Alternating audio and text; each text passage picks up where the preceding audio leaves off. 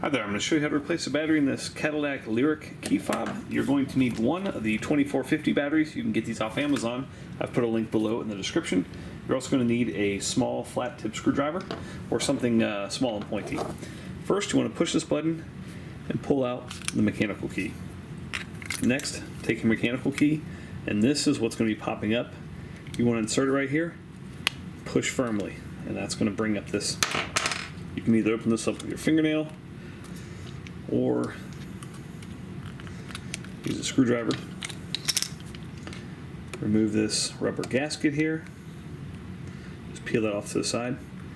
Put your screwdriver right here and pry out the dead battery. New battery goes in like this side first. Push that down. Push your rubber gasket down. And this, you want to put this half in first and then give that firm squeeze just like that. Insert that key and you're all set. No need to reprogram. Hope that was helpful. Make sure you hit that thumbs up button.